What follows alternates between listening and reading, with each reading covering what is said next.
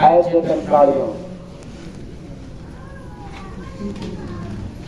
निज धाम आत्मा का घर परमात्मा का देश, यही कहा जाए कि प्रकृति की लीला को देखना हो समझना हो तो कहीं अन्यत्र भटकने की जरूरत नहीं। मंदिर में गया तो भटक गया, मस्जिद में गया तो भटक गया, कहीं और गया तो भटक गया, खोजने लग जाओगे। और ये बात पक्का है कि जिसने खोजा वो कभी नहीं पाया। खोजने वालों को खुदा तो मिलता ही नहीं, तो फिर मिलता किसको है? मन मंदिर जो कहाँ? मन मंदिर में। तो मन मंदिर में जाएगा कैसे?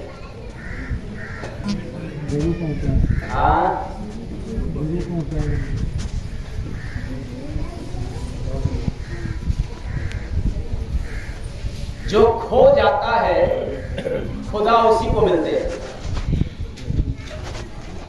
और खोजने वालों को मिलते ही। इसलिए आज हम लोग भटक रहे हैं मंदिर मस्जिद, इस डाल पे उस डाल पे, इस नाम पर उस नाम को खो जपते।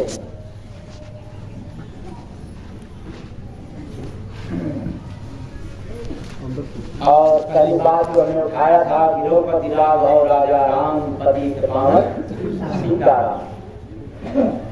सीताराम नाम बड़ा पवित्र है, और पवित्र को भी शुद्ध कर देने वाला है, पवित्र कर देने वाला है, इसका पावन नाम है।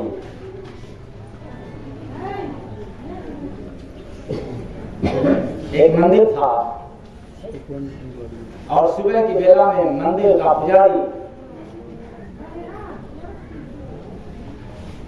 झाड़ू लगा है।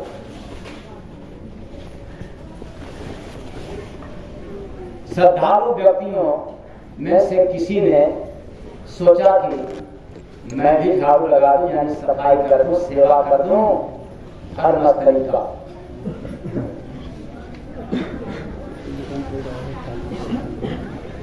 तब तक पंडित जी का समय हो गया, सुबह की बेला में आरती का, और फिर शुरू कर दिए राघव राजा राम पतित पावन गाने लगे, आरती होने लगी। बेचारा सफाई करने वाला भी मस्त हो रहा है कि बारे प्रभु का नाम, द्रौपदी राघव राजा राम पतित पावन सीताराम। तब तक तो कमी जी महाराज तो डांट ही दिए, किसको? सफाई करने वाले को। सफाई मत करो, दूर हो जाओ, मंदिर अशुद्ध हो जाएगा।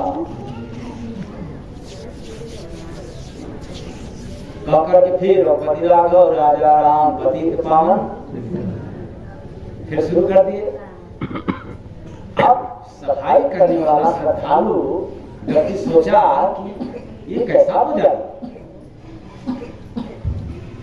एक तरफ अपने ही मुख से गा रहे हैं कि द्रौपदी राघव राजा राम पतित पावन सीताराम, और दूसरी तरफ मुझे रोक रहा है, बता रहा है कि जगह अशुद्ध हो जाएगा, मंदिर अशुद्ध हो जाएगा। तो हाथ जोड़कर के दूर से इंतजार करने लगा। इस बात का जब आरती हो जाए तो हम सवाल पूछेंगे, इस नाम की क्या महिमा है। और जैसे ही आरती समाप्त हुआ, वह बेचारा हाथ जोड़ते हुए पहुंचा, कहा महाराज जी मैं तो एक बात पूछना चाहता हूँ। हाँ पूछो। कौन सी बात? क्या दुख तकलीफ आ गई? का कोई दुख तकलीफ नहीं, बस एक बात का संशय। किस बात की? कहा आप जो आरती में बोल रहे थे वो फिर से उसको दोहराए, तो दोहराया। द्रौपदी राघव राजा राम पतित पावन धरती परो बढ़िया कहा तो बोलो। इसका मतलब क्या हुआ? तो महाराज जी घबराए। इसका मतलब जो भगवान का नाम है ये पावन है, ये पवित्र है, और अपवित्र को ये पावन कर देने वाला है, पवित्र कर देने वाला ऐसा नाम है। तो फिर महाराज जी से पूछ दिया, क्या ये नाम हमें पवित्र नहीं कर पाया? अब तो पंडित जी की हालत,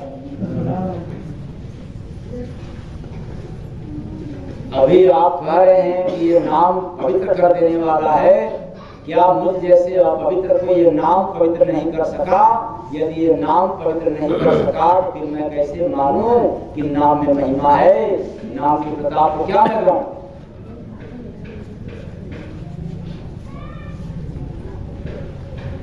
तो इसका कहने का तात्पर्य हुआ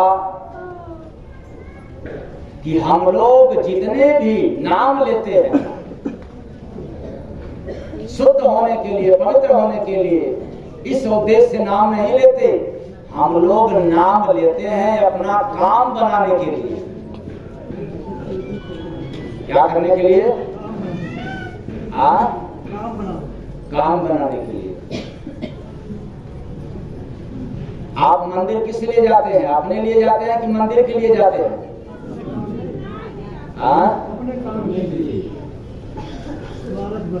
इसलिए तो मैं कहता हूं कि ये जरूरी तो नहीं है कि इंसान हर रोज मंदिर जाए, क्योंकि जब काम आएगा तो जाएगा, और जब काम नहीं होगा तब।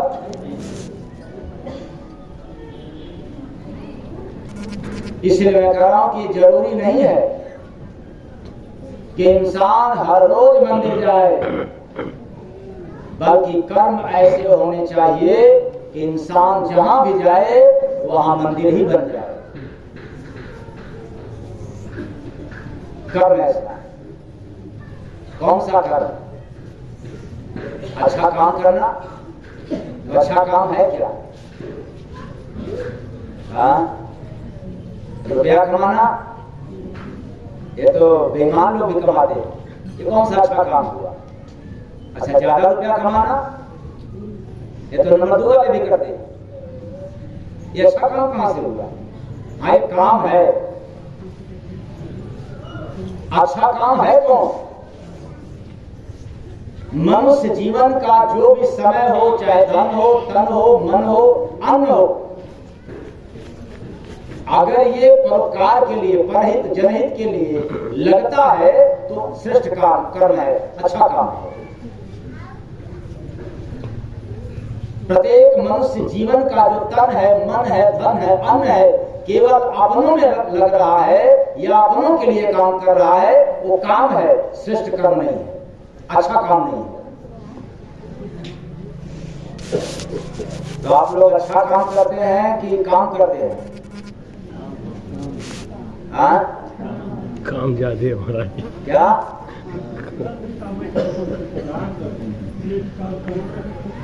तो आप लोग तो बहुत ही नहीं आते हो, सुबह से लेकर शाम तक मैं तो कर्म कर रहा हूँ, मैं तो कर्म कर रहा हूँ, भगवान की ओर नाराज हो गया। यही कर्म करते हो आप लोग। मनुष्य जीवन का जो तन है, मन है, धन है, अन्न है, वो सिर्फ अपने लिए नहीं है। मनुष्य के जीवन में ही धर्म कार्य है, इसलिए तो मनुष्य तन मिला है। जितना हो सके औरों के काम में आए वो श्रेष्ठ काम है, और केवल अपने में लगे वो काम है। सारी दुनिया काम करती है, कर्म नहीं करते हैं, इसलिए तो गोस्वामी दास जी को लिखना पड़ा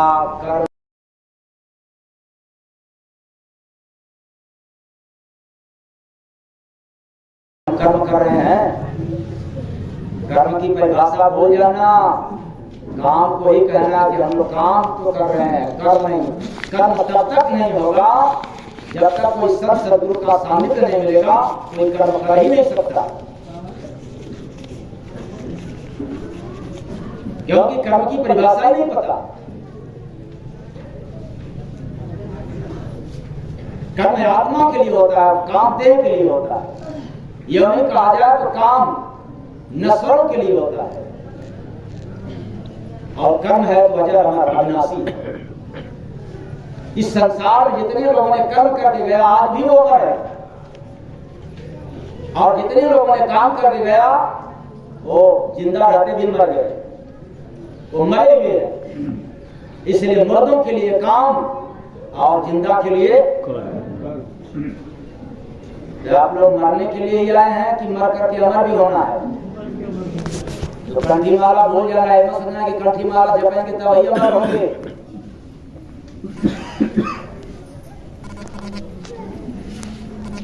और यह समझ लेना कि कोई बढ़िया से खूब मंदिर बनवा लेंगे या मस्जिद बनवा लेंगे, चाहे उसमें नमाज अदा कर लेंगे, चाहे पूजा पाठ कर लेंगे तो अमर हो जाएंगे, ये भूल जाना।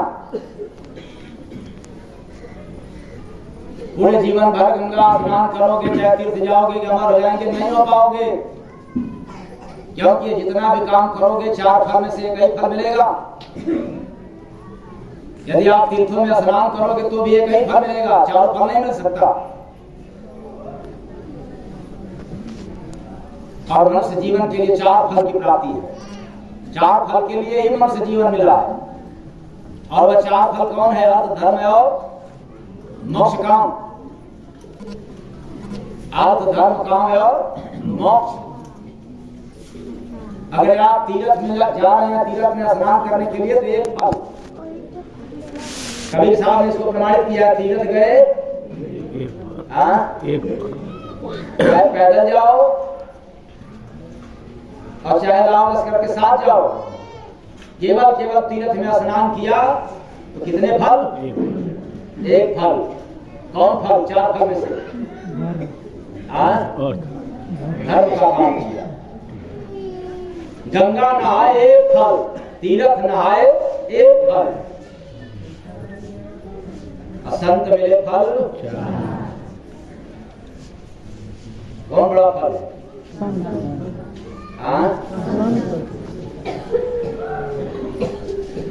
इसलिए अमर होने के लिए 4 फल की आवश्यकता है। अगर 4 फल में से आपने सिर्फ एक ही फल वाला जीवन भर काम किया तो भी आप अमर नहीं हो सकते। मनुष्य जीवन में जब तक 4 फल के लिए काम नहीं करोगे तब तक कभी भी अमर नहीं हो सकते। और इसके लिए कोई माला की आवश्यकता नहीं है। वैसे जैसे तीर्थ में जाओगे माला ना भी जपो तो आपको एक फल मिलेगा, धर्म। और संतों के पास जाओ, एक भी माला ना जपो, लेकिन वहां 4 फल मिलेगा, धर्म, काम और मोक्ष। सद्गुरु मिलेगा फल, कहीं कबीर विचार। कोई तत्वदर्शी महापुरुष मिल जाए तो वह फल जिसका अंत नहीं है, अनेक नहीं, अंत न हो।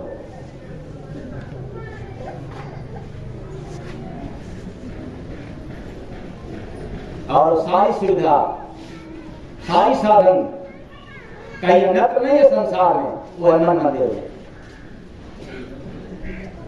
इसलिए मैं बार बार कहता हूं, अगर आप पूजा कर रहे हो, आप मंदिर जाते हो, मस्जिद जाते हो, तीर्थों में स्नान करने के लिए जाते हो, बहुत अच्छी बात है, ये कोई बात नहीं है। लेकिन सुंदर काम नहीं होगा तब तक जब तक आपका सुंदर व्यवहार नहीं होगा। मंदिर में 1000 बार जाए, मस्जिद में 1000 बार जाए, पूरे जीवन भर आप तीर्थ करें, लेकिन आपके अंदर की कटुता, मलिनता दूर नहीं हुआ तो सब व्यर्थ है।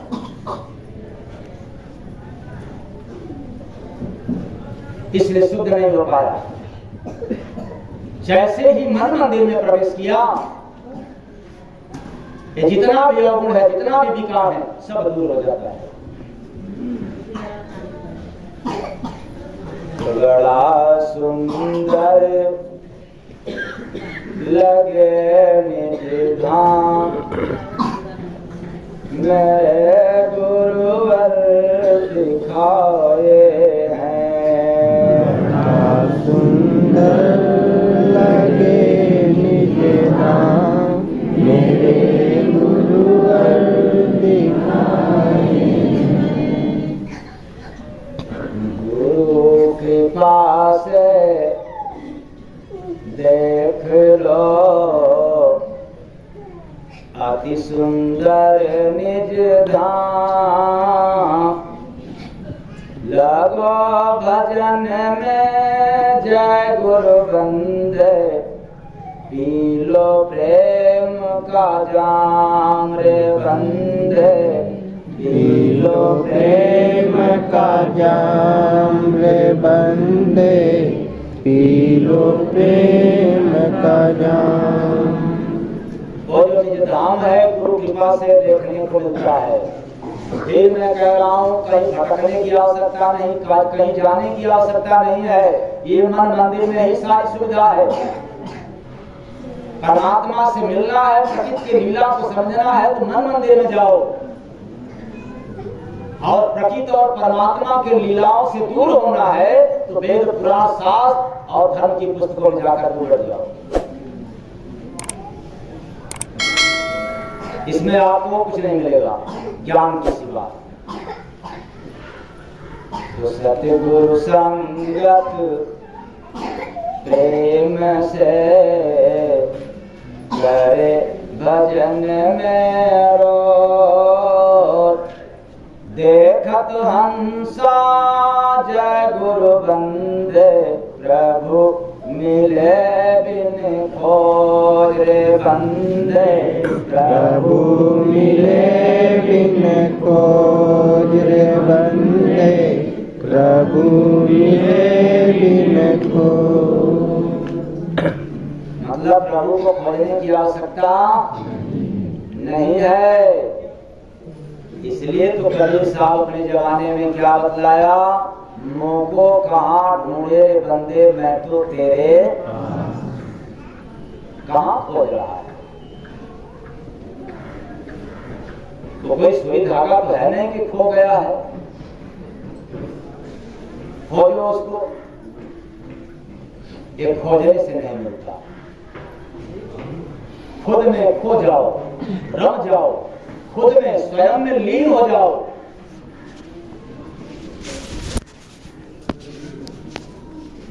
इसके सिवा और दूसरा उपाय नहीं है।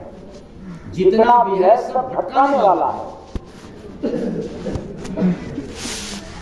इसलिए संसार में अधिकांश लोग भटके हुए मिलेंगे।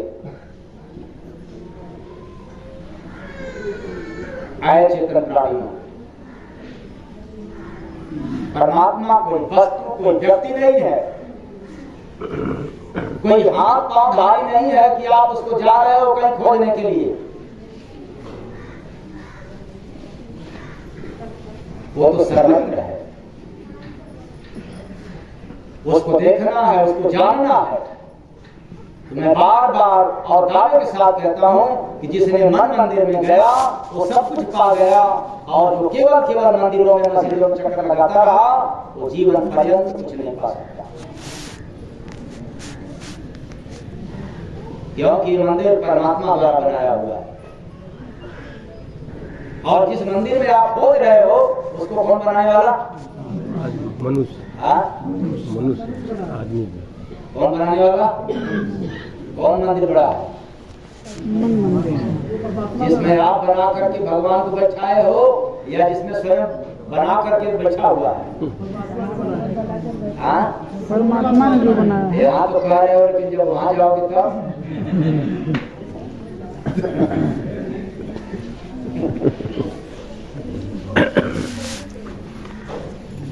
गरीबा बड़ा नारायण पुर नगरी माँ बड़ा नारायण पुर नगरी।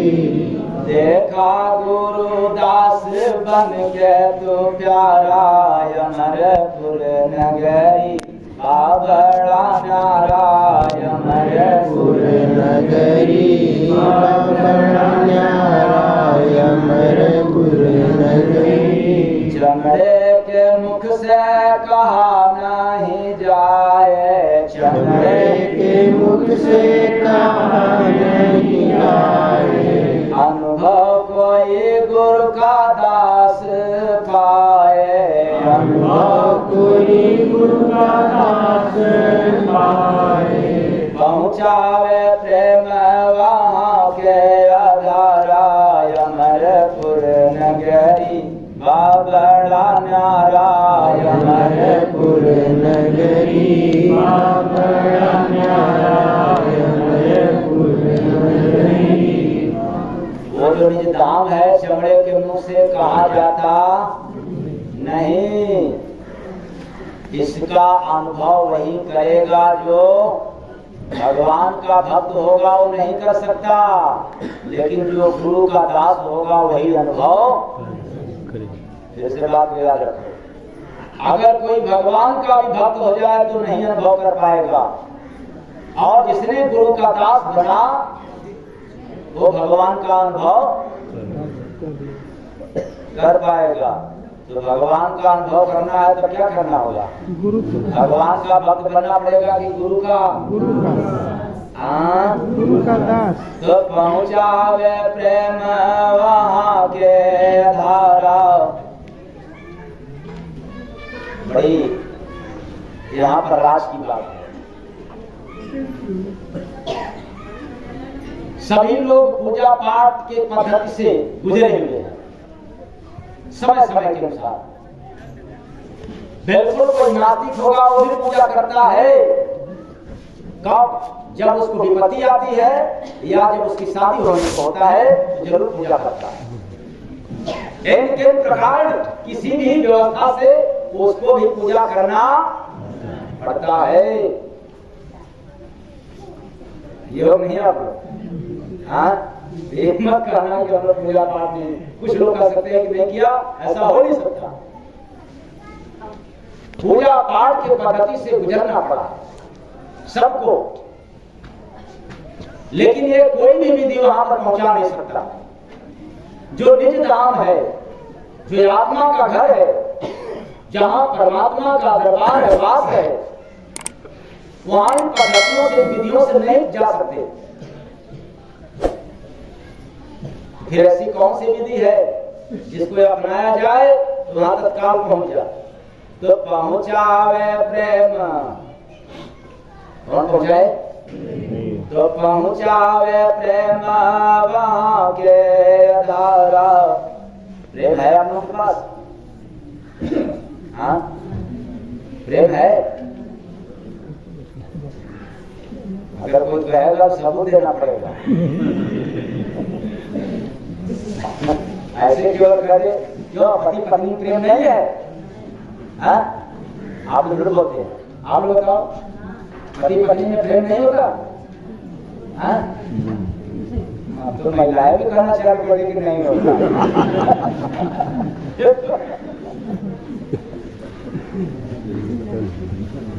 तो फिर होता क्या है? पति पत्नी में मोह है। ये प्रेम नहीं है, मोह है। और जहां मोह है वहां दुखों का भंडार है।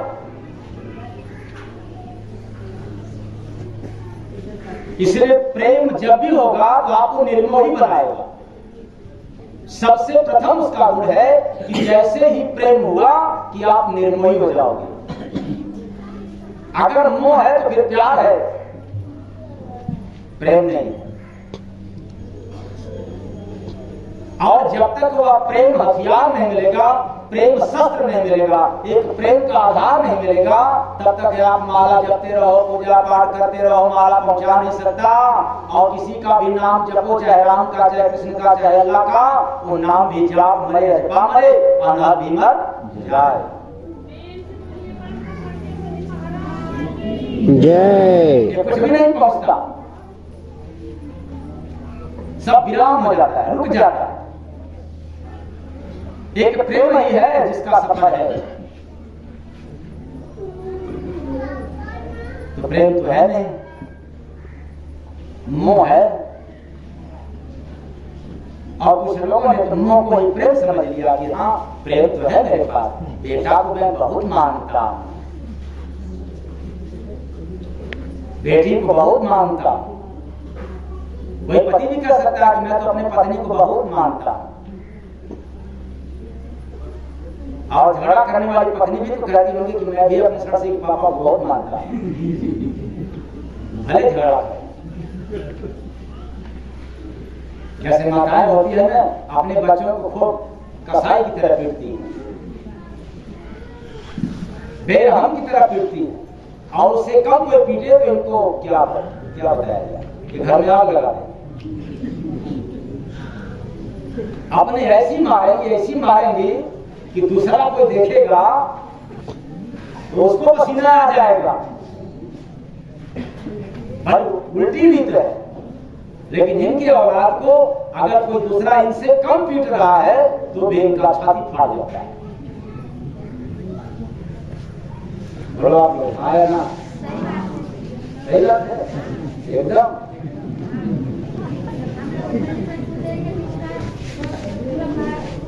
दवा बाउंडर हो जाएगा एकदम। बताओ आप लोग गलत नियम है कि अच्छा है? आप लोग समाज में कहती हो, अपने घर में कहती हो कि हम लोग गलत हैं?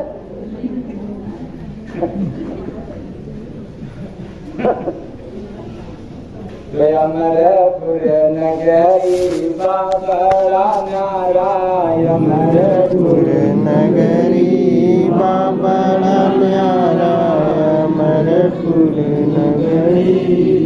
दुख सुख वहाँ नहीं जाती है माया, दुख सुख वहाँ नहीं जाती है माया। शांति का धाम है आनंद छाया, शांति का धाम है आनंद छाया। सब दया खंडया गम पाय पारा, अमरपुर नगरी। अमरपुर नगरी बड़ा न्यारा, अमरपुर नगरी। तो दुख सुख वहां जाती नहीं, माया जाती। जो निज धाम है, जो आत्मा का घर है, फिर मैं कह रहा हूं कि आत्मा का घर कहीं और मत खोजो। वो आत्मा तेरे अंदर है, मन मंदिर में है, शरीर के भीतर है, वहीं जाकर खोजो। जिसने आत्मा का घर अपने अंदर देख लिया, उसको परमात्मा को खोजने की आवश्यकता नहीं है। बड़ी सुंदर व्यवस्था है, शांति का धाम है, आनंद मिलता है। दुनिया में आपको जितने लोगों से मिलने के बाद सुख मिलता है, अच्छी भोजन करने से जो सुख मिलता है, अच्छा कपड़ा पहनने से जो सुख मिलता है, कहीं उससे कई गुना ज्यादा सुख मिलता है अपने मन मंदिर में प्रवेश कर जाने पर। कहाँ प्रवेश कर जाने पर? कैसे जाएंगे? पैर की तरफ से जाएंगे कि नाक की तरफ से जाएंगे कि कान की तरफ जाएंगे कि आंख की तरफ जाएंगे, किधर से जाएंगे? ध्यान से। मन मंदिर में जाना है तो कैसे जाएंगे? गुरु के नाम। नहीं, कुछ लोग कह रहे हैं गुरु के माध्यम। छोड़ो गुरु को, अपने घर में जाना हो तो गुरु की क्या आवश्यकता?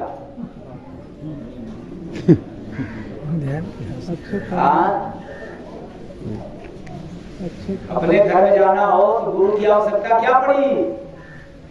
चाबी गुरु अब बताओ कैसे जाना पड़ेगा? चाबिया गुरु। इसलिए आवश्यकता पड़ेगी गुरु की कि जो तुम्हारा मन मंदिर है, इस मन मंदिर का जो दरवाजा है, और उस दरवाजे में क्या लगा हुआ है? ताला। और उस ताले की चाबी किसके पास है? आलू के पास। तो जब मन मंदिर में जाना है तो पहले चाबी को पाना है, और चाबी तब मिलेगी जिसके पास है वहां पहुंचेंगे, अनुनय विनय विनती करेंगे, तब जाकर के क्या मिलेगी। ऐसा क्यों? अगर आपके घर में खजाना हो और आप ताला बंद कर दिए हो, आपका बेटा मांगे या इनकी बहू मांगे क्या चाबी, तो सजग होकर के दोगे कि ऐसे ही दे दोगे? हाँ, सजग होकर के सोच लो। किस लिए? क्योंकि